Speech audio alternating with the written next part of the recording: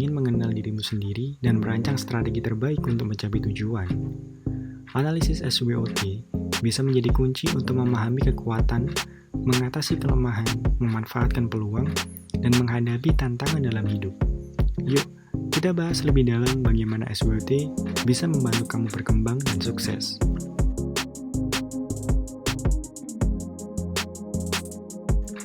Hai, perkenalkan, saya Saifun Afandi. Kali ini, aku akan menjelaskan secara singkat tentang SWOT dan penerapan SWOT pada diri saya sendiri. SWOT adalah metode analisis yang digunakan untuk memahami kekuatan, strength, kelemahan, weakness, peluang, opportunities, dan ancaman, threat. Jika diterapkan pada diri sendiri, analisis SWOT atau SWOT dapat membantu dalam perencanaan pengembangan diri, karir, dan pencapaian tujuan pribadi. Berikut adalah penjelasan rinci dari setiap aspeknya.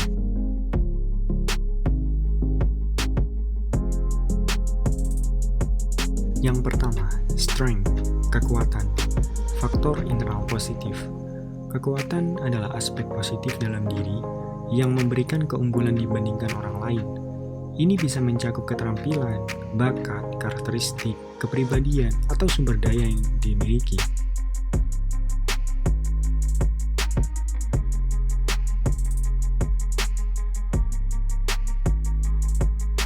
Saya akan menjelaskan dalam diri saya tentang kekuatan saya. Saya punya keahlian di dunia networking dan administrasi server, mulai dari konfigurasi, manajemen, hingga troubleshooting jaringan dan server. Saya sering berurusan dengan protokol jaringan seperti TCP/IP, VLAN, dan VPN, serta mengelola perangkat seperti router, switch, dan firewall. Untuk administrasi server, aku cukup nyaman dengan Linux dan Windows Server, termasuk melakukan deployment, monitoring, dan security hardening.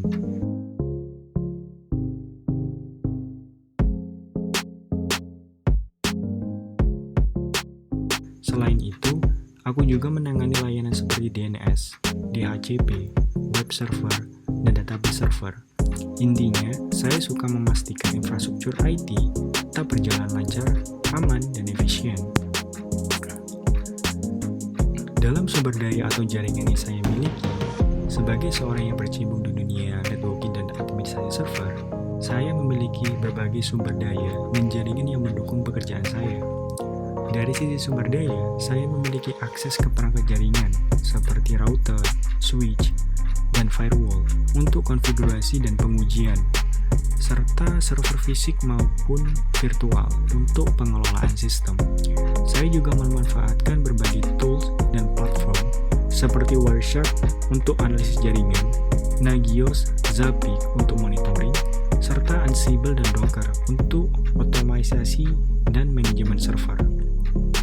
Dari sisi jaringan profesional, saya terhubung dengan komunitas IT melalui forum seperti Discord, Networking Academy, Microsoft User Meeting, dan komunitas Linux. Selain itu, saya juga memiliki jaringan dengan para profesional IT melalui LinkedIn, grup diskusi, dan seminar ataupun webinar yang membantu saya tetap update dengan perkembangan teknologi terbaru. Yang kedua, weakness atau kelemahan, faktor internal negatif.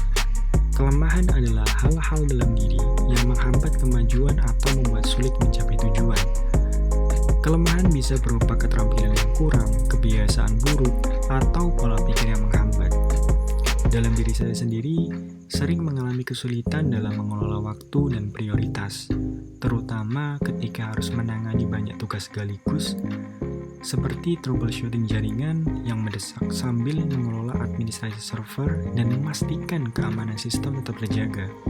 Kadang, saya terlalu fokus pada detail teknis dan ingin semuanya berjalan lancar, yang justru bisa menghambat efisiensi.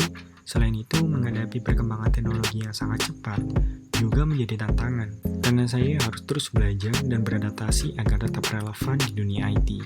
Namun, saya berusaha mengatasi ini dengan manajemen waktu yang lebih baik dan terus meningkatkan keterampilan melalui pelatihan serta komunitas profesional.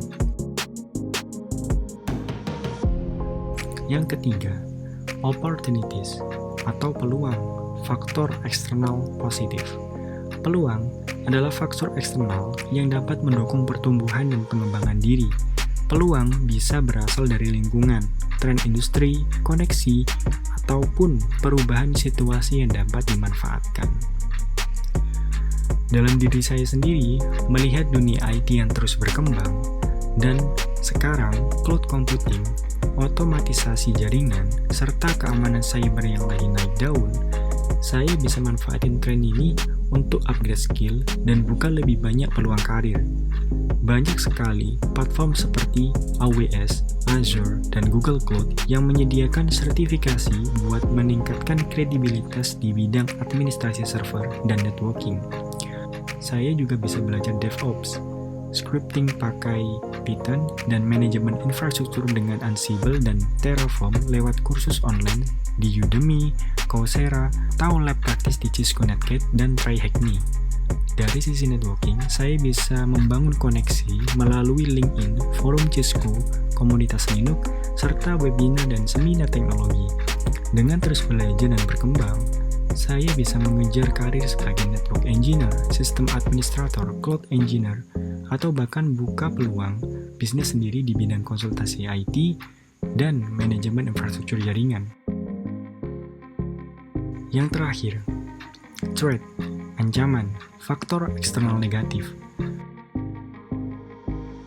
Ancaman adalah faktor eksternal yang dapat menghambat pengembangan diri dan menyebabkan kesulitan dalam mencapai tujuan. Ancaman bisa berupa persaingan, perubahan ekonomi, atau situasi yang tidak dapat dikendalikan. Di dalam dunia IT yang terus berubah, kalau kita tidak update, bisa-bisa keahlian yang saya miliki menjadi kurang relevan. Sekarang, tren cloud computing dan otomatisasi makin mendominasi. Jadi, kalau masih mengandalkan metode manual untuk administrasi server dan jaringan, bisa ketinggalan jauh.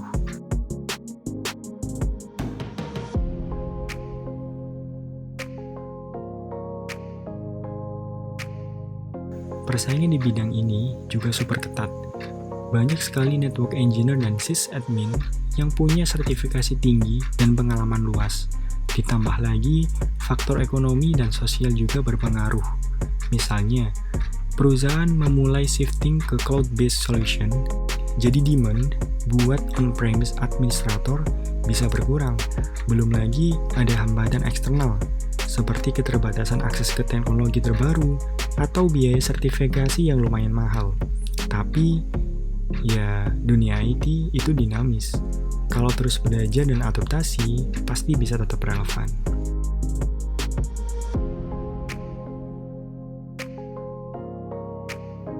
Kesimpulan dan penerapan SWT pada diri sendiri.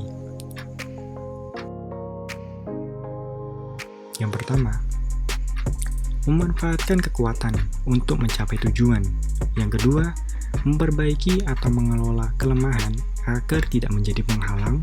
Yang ketiga, mengambil peluang yang tersedia untuk berkembang. Yang keempat, mengantisipasi ancaman dengan strategi yang tepat.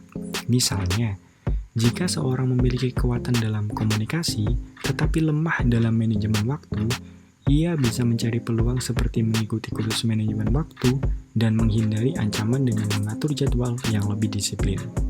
Dengan memahami SWT pribadi, seseorang dapat lebih efektif dalam mengembangkan diri dan meraih kesuksesan.